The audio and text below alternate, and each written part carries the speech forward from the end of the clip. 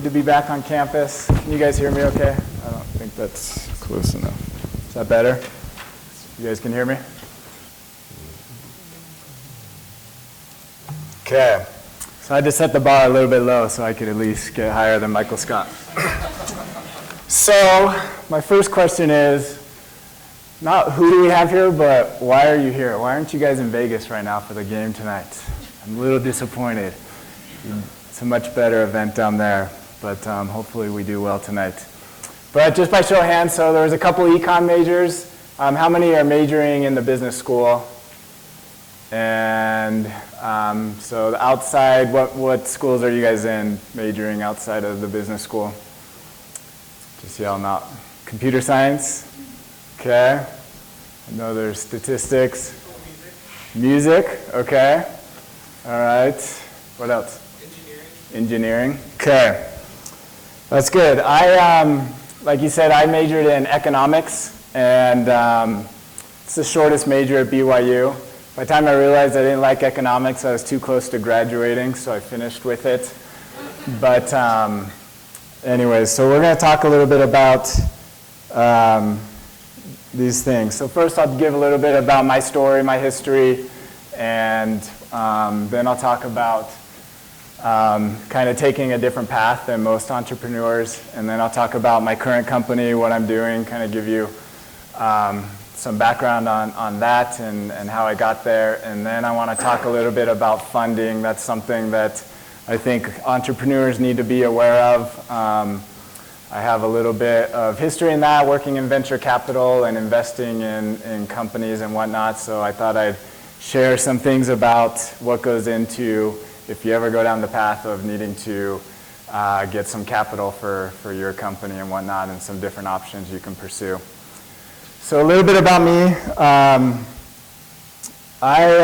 So I majored in economics. This was a long time ago. 2000 I graduated, and my senior year I was working for, this was like the first internet.com bubble, and I was working while I was in school as a project manager for this internet company. And I had never programmed before. I didn't really know software development or anything. So I was on the project management side, but I was interacting with these engineers, and I had no idea what they were talking about. They were using these words that I'd never heard of. And I was an econ major. I didn't want to go to law school. I didn't want to get a PhD in economics. I didn't know what I was going to do once I graduated. So it was actually my wife's suggestion. She heard about a intro to the computer science department was having kind of an open night. And she said, why don't you go learn about that and see if there's any interest there. And I was like, it would be good to kind of know what these engineers are talking about at work. So I went to that, and I said, maybe I'll take the intro to computer science class at BYU, and that class changed the trajectory of my career. I fell in love with programming and software, and still finished in econ because I was almost done, but I took a handful of computer science classes at BYU, and then I went to San Diego, which is where I grew up, and went to the Cal State University that was in the town where I grew up, and did a master's there. I worked during school and then after school with an internet company, actually a game company. I'll go through here. So this company, BuzzTime, so I did my master's, and then at BuzzTime, this company was, LDS people aren't the right population for knowing this company, but they have games at bars and restaurants. So sometimes if you go to like a TGI Fridays, they used to have them. I don't think they do anymore. But restaurants like that and a lot of bars, they'd actually have these games where you'd get this unit from the bar or the restaurant, and you'd actually play along. They'd have a TV screen. And during the day, they'd have trivia games going, and so there's constantly trivia going. But then when there's sporting events, there was actually play-along sporting events, and I'm big into sports, so this was a lot of fun. So they were like the first ones to create interactive games that played alongside sporting events. So they started the company in the 80s, and they would predict or you would predict if you were watching a football game on TV, if the team's gonna run or pass, if they're going to throw deep or short, and you'd put in your prediction, and then back at the headquarters of this company, they actually had this wall of TVs. I mean, it was this massive wall, and every single game was on, and they had these, what they called referees, that were, once the team actually did it, they'd punch it into the system, and it would send it out to all these people playing live. And it's kind of unheard of. It was definitely before. A lot of this is now pretty common, but they kind of pioneered that. And so I worked on building those types of games outside of the restaurant industry, so on your cell phone and on the internet, and also on your cable set-top box. So I built these games. So it was a lot of fun. I'm not a big gamer, but these games were a little bit different, and a lot of them were sports related, not all of them, but so I enjoyed that. That's where I really learned a lot of things. It was a fast-paced environment where I still remember to this day, I was still in school, getting my master's, working there part-time.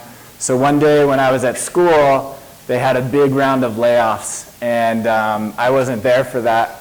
And so my boss called me that night and told me, hey, just so you know, I just got fired today. And I was like, oh, I'm sorry to hear that. What about me? Do I have a job there? And he said, you know, they didn't say anything about you, because I was only part-time. I wasn't full-time there. And he said, why don't you just go to work tomorrow and see what they say? And I went to work, and nobody said anything, because I was, you know, not on their radar for the management team. And so I guess I still had a job, and ended up having to do my boss's job and several other people that got laid off. So it was a great learning experience for me. Kind of got thrown into the deep end, having to do a lot of things, but I grew a ton from that and got a ton of exposure of the entire process of software development and a lot of different aspects of there. So that was pretty cool, but at one point I kind of tired of it. I wanted to do more. I always kind of had an interest in business, economics. My original plan was to do more in the finance realm of things. And so at one point I said it's time to do an MBA. And so I came back to BYU, did a full-time MBA here, and loved it. It was great experience. And during that, I got involved in a group called Cougar Capital, which is a student-run venture capital fund where they actually invest real money into startups alongside professional venture capitalists. And that kind of opened my eyes to this world of venture capital and investing, and I felt like it was a great combination of my technical background as well as my business interests. So I pushed really hard. It's very hard to get into. There's not a lot of, they're not constantly hiring. These are usually very small firms. And I was fortunate enough to get an internship with a group called Cross Creek Advisors up in Salt Lake, and worked with them throughout the MBA school after interning with them, and then actually worked with them full-time for a few months, probably about 6 months after MBA school. And then, and that was this Wasatch. Wasatch was kind of the parent company, and Cross Creek was the venture arm of them. And then I had the opportunity to go to this company called In Healthcare, and there, this was like an old print newsletter business, and they were dying. They were literally like barely scraping by month to month to pay the bills, and print, it was kind of Michael Scott's story of paper was dying, and they were like, we got to get on the internet, and they were slow to adopt the internet, and they had some things there, but it wasn't really their expertise, and so had a chance to come in and run their engineering and their marketing, and then eventually became the CEO. And there I learned a lot of valuable lessons. Unfortunately, we weren't able to turn it around. There just wasn't enough of a runway. We were making progress towards turning it around, but ultimately we decided it was in the best interest financially to merge my company in with, it was kind of a sister company owned by the same parent company, and so So myself and my team that I had built out to run that, we kind of merged in with this company that happened to be in Salt Lake. I worked there for a few months, kind of during a transition, and there wasn't really a role for me. There wasn't really a need. It wasn't a technology company per se that brought us in, and so we ended up parting ways after a few months of being there. So at that point, I decided, what am I going to do next? I needed to, I always, or I can't say I always wanted to start a company. I actually feel like I'm very late to the game in doing that. I didn't go to this type of class when I was an undergrad. I didn't know about the startup world when I graduated from my master's in computer science. This was when everything was crashing in the internet days. So nobody was even thinking about starting a company in the early 2000s. You were lucky to have a job in the tech scene back then, and so, which is very odd to think of, but there are cycles in all industries. So at that point, so I kind of went through this phase of, I'm pretty risk averse as a person. I'm not the type that's going to go all big and raise a ton of money to try to be the next, big name company here in Utah. So I kind of took things in a different path. So I started off as a consultant, mostly working back with the venture capital firm that I had worked at previously. And I did that for a few years, consulting them, helping them with mostly on their technology deals.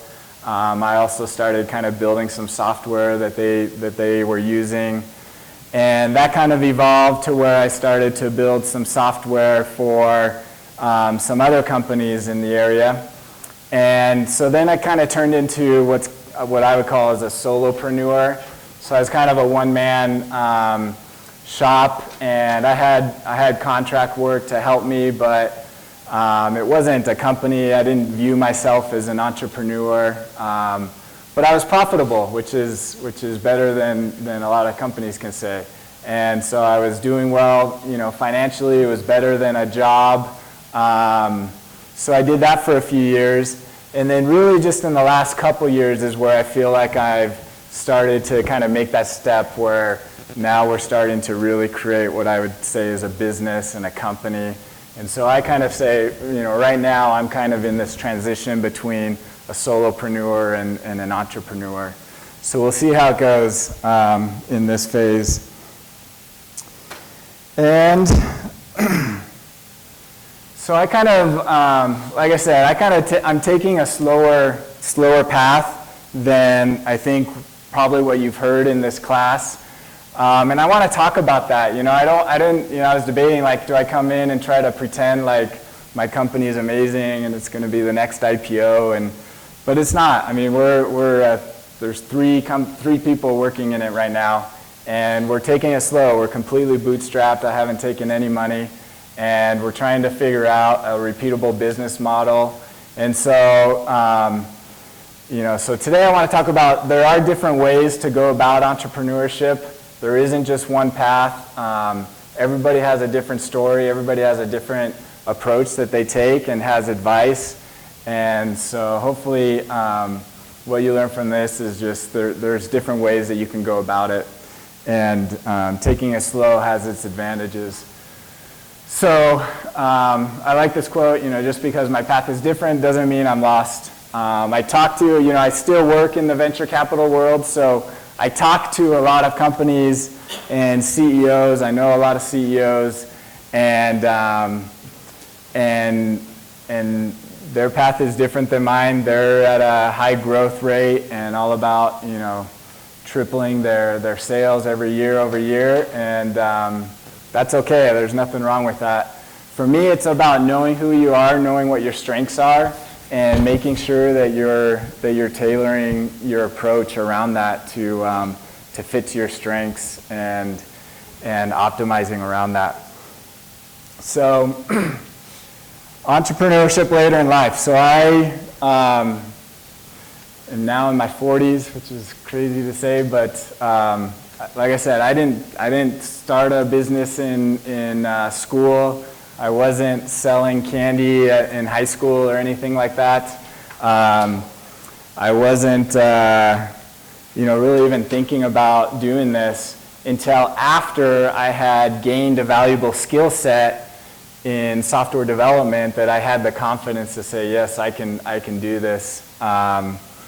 And so the pro for me is, I had that knowledge of, I had seen it before. I had been involved in companies that had taken a product from idea to out into the market. So I knew I could do that and accomplish it. I also had connections through MBA school and venture capital that could help me, and that are helping me now, that benefited me by doing it later in life. And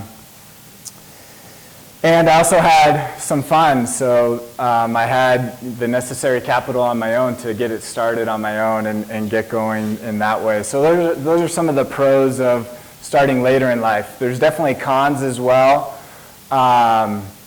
It's tougher. When I started,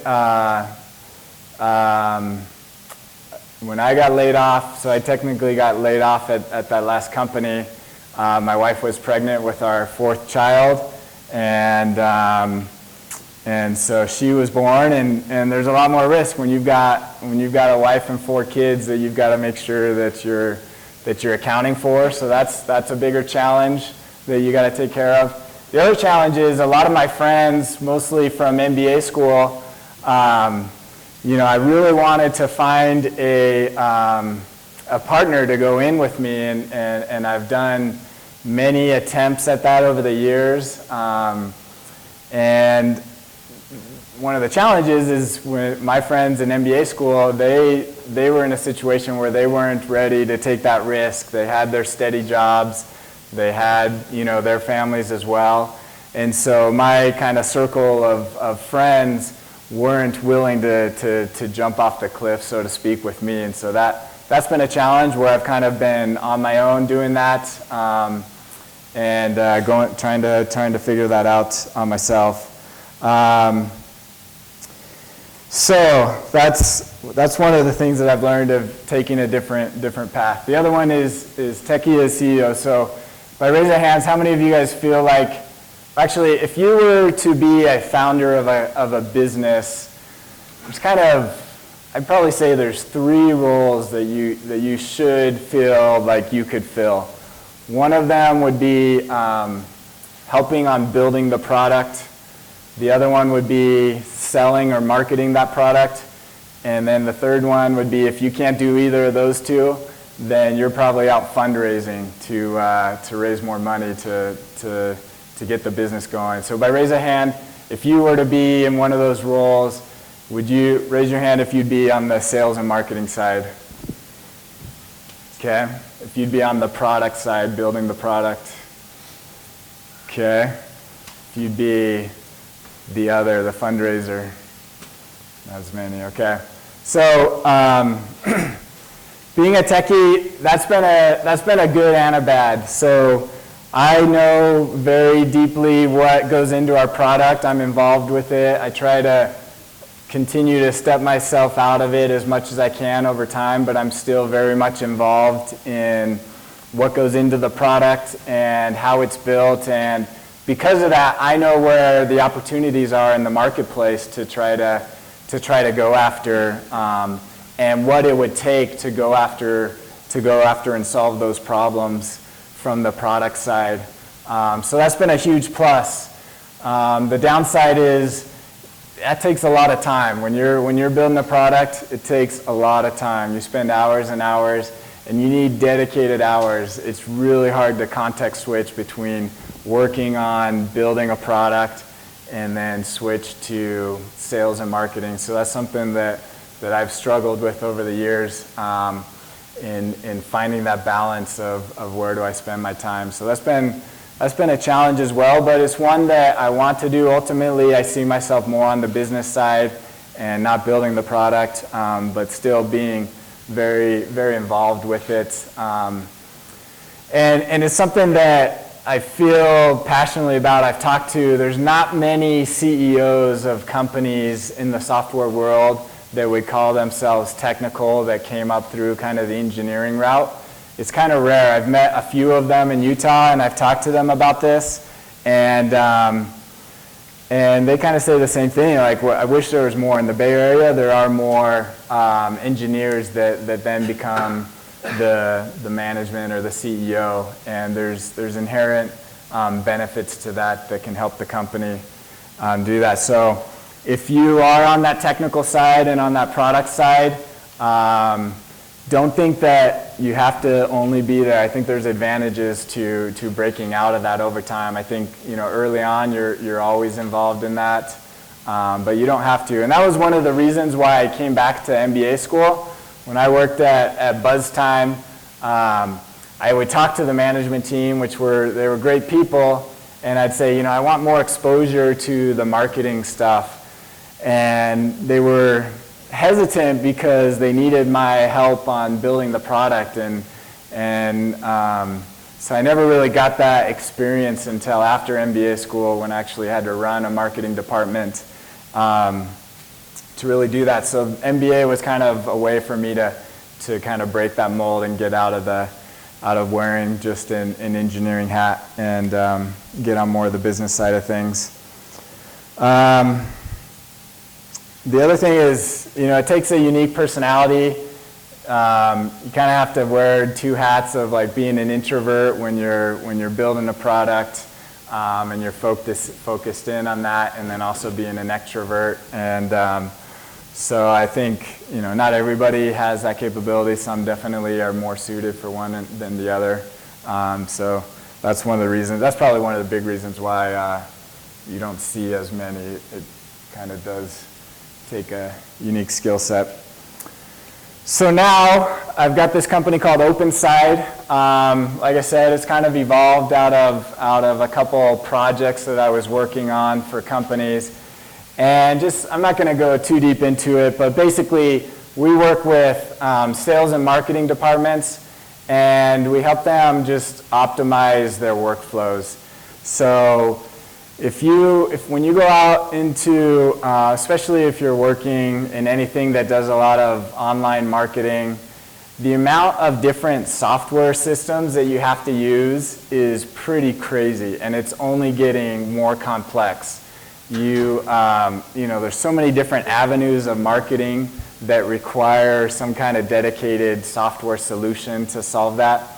And so the challenge is when you've got all these different systems, they all don't talk nice to each other, and you've got data spread out across different databases and different software systems. And so that's kind of the pain that we help companies solve, is come in and say, how do we make this more efficient for you? And then help you get your data out of those systems so that you can better access it. And then have your systems talk to each other and be more integrated across systems.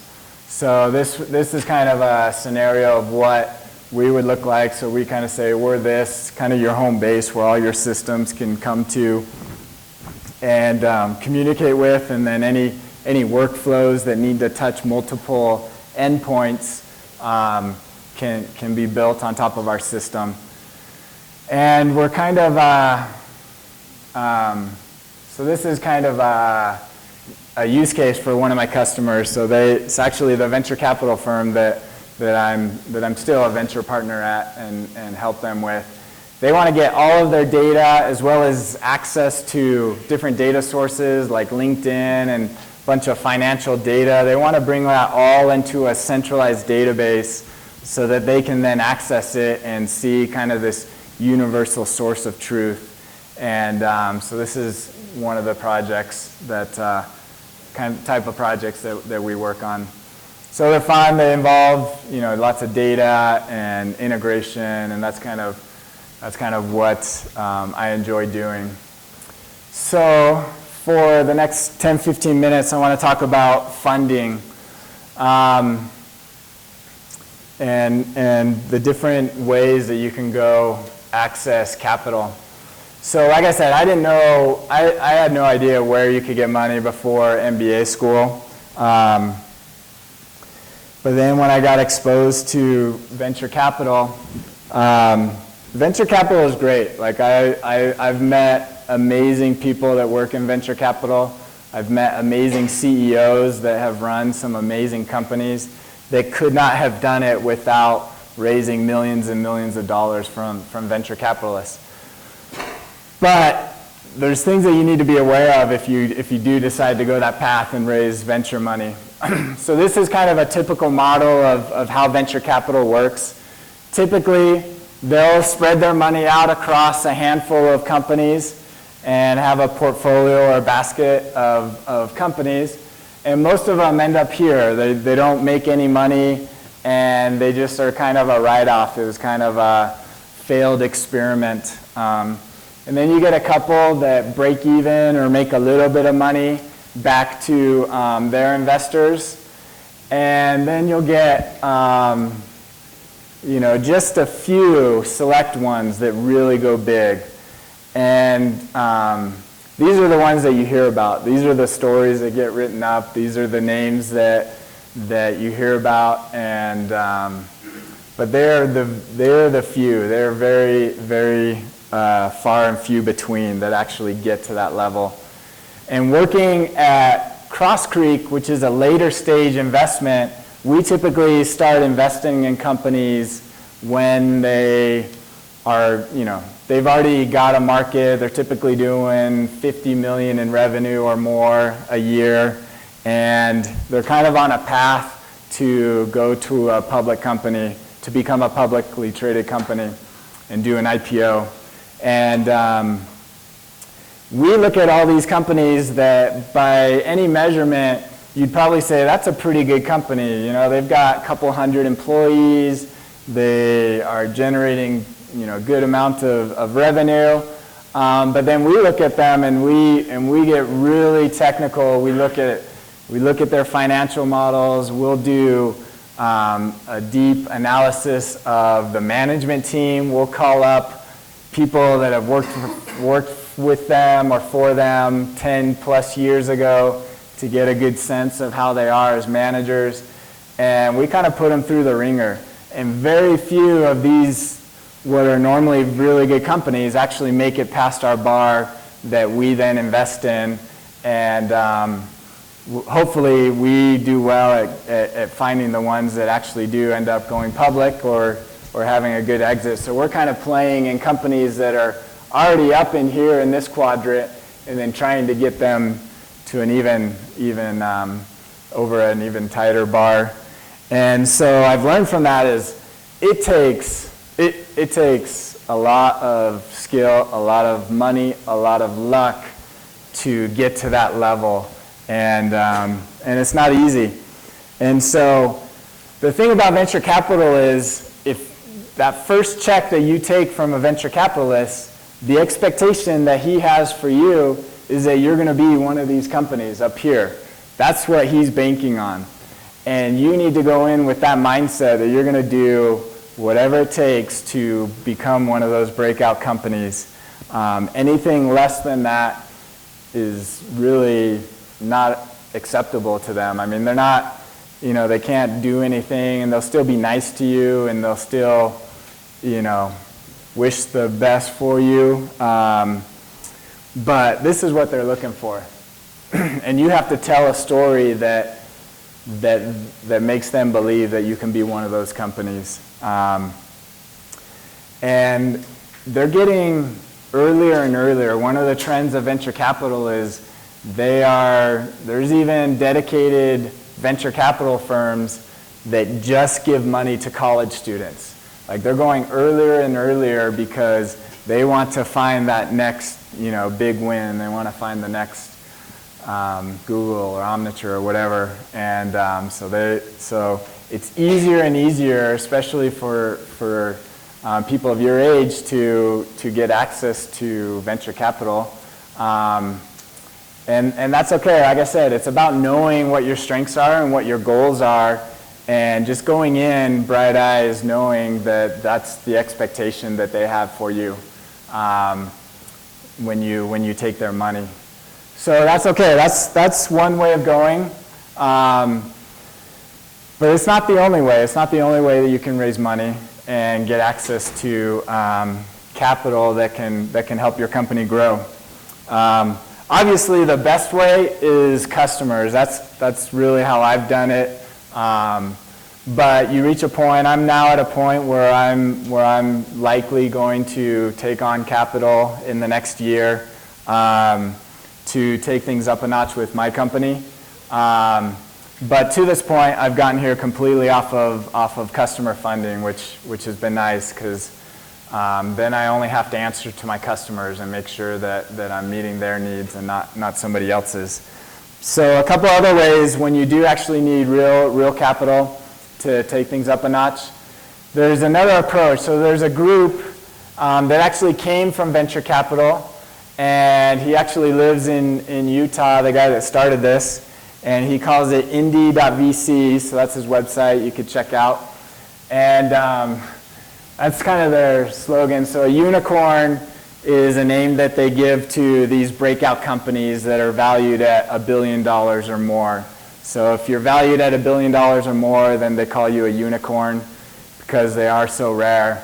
And amazingly, Utah actually has like 4 or 5 right now that have broken over that and are in the unicorn class. So there are companies that have done it here in Utah, and they're in that category. But he's kind of the anti-unicorn approach, and he's kind of spreading this message of taking a different path.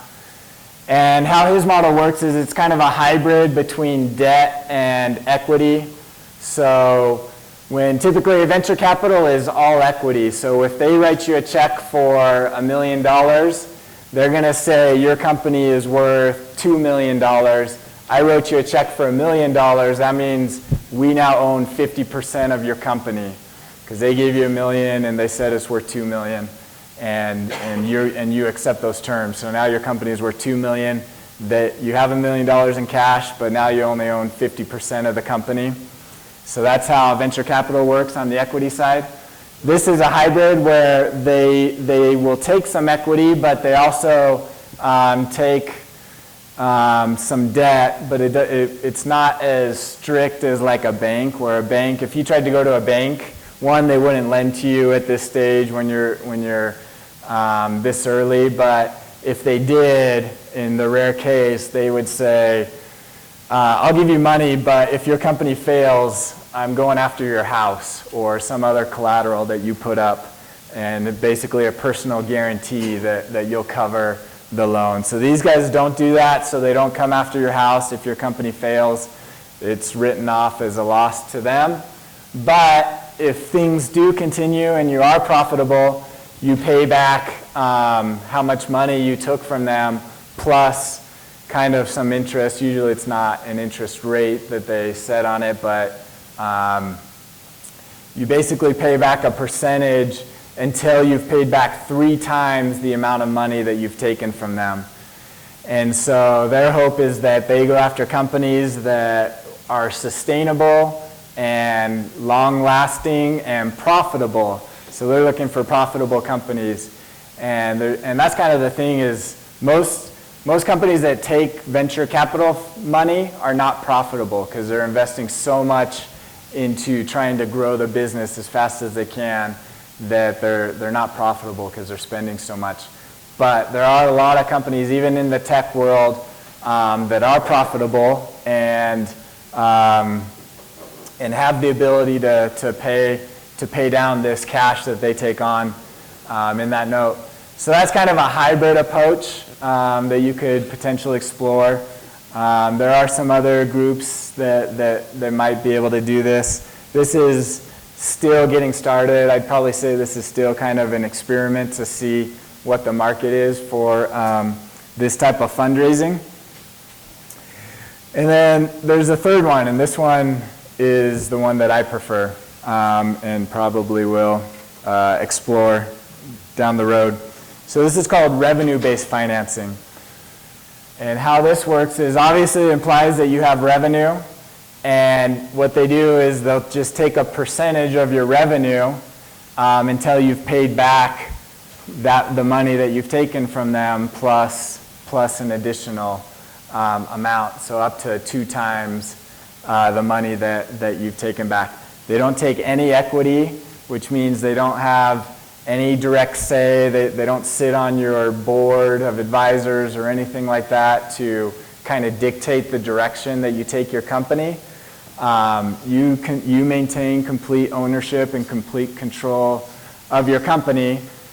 The one thing is it requires that you have revenue. So this obviously wouldn't work for a lot of tech companies that care more about eyeballs or visitors to their site or downloads or whatnot.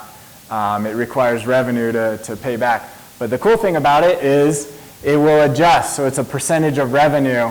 It's not like a mortgage where you have to pay the same amount every month no matter what. This will adjust. So if you have a slow month, then the amount that you owe back to them is decreased. If you have a good month, then you can pay back more. So it's always fixed to whatever revenue you bring in. And a solid option as well for companies that can be profitable, that can afford to pay back some of their revenue in that sense, and still allow you to fund the company for future expansion and hiring and getting things up to that next level. So I won't spend a ton of time with these, but there's just different paths between revenue-based financing and VC-based financing of how you'd get there and where you'd get your money from as you grew your company and where it would come. So in both now in the VC world, this slide is probably outdated, but it's getting easier and easier to go straight to seed venture capital funds that are willing to write a check when you just have a prototype of your product or something like that, if they think it can be a breakout winner. But this is the revenue-based route where you can, once you kind of have to obviously get to a point where you've got enough revenue that they feel comfortable with, that they'll get their money back and go from there.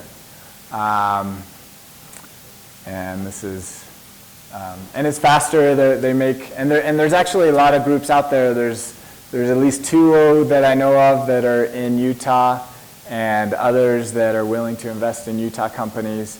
And so there's more options on that path as well. So that's kind of what I wanted to share, is that the main thing is know who you are, know what your strengths are. If you don't have to be this super salesman to start a company and be sometimes we put these CEOs up on a pedestal that they're untouchable or whatnot, but there's lots of paths in entrepreneurship. There's lots of ways to go your own route and do things the way that you want to do them and still be successful, and still beats having a boss. I didn't share this, but at the company that I got fired from before I started on my own, debating if I say this on camera, but so when my company merged with the parent company, or with our sister company, and we had, and so I became like a VP of that company, and the CEO of that company, he was so strict. He would keep track. He purposely put his office where he could look out the window of his office and see who was going into the break room and who was going into the bathroom. And he would keep track of how much time people were spending in the break room and the bathroom, and by department. And then he'd send out emails to the department heads and say, your team's spending too much time in the break room. And when he laid me off, it was the happiest day of my life. I felt like I was going to jail every day going to that company. And it was a different experience. And that was one of the things, was I was done having a boss. I didn't want to have a boss anymore. So that was one of the big reasons why I said I'm going to do my own thing and take my own path. And just close with, let's beat the Zags tonight. Hopefully you guys are going to watch tonight, 7 o'clock for the West Coast Championship. And that's all I have for you today.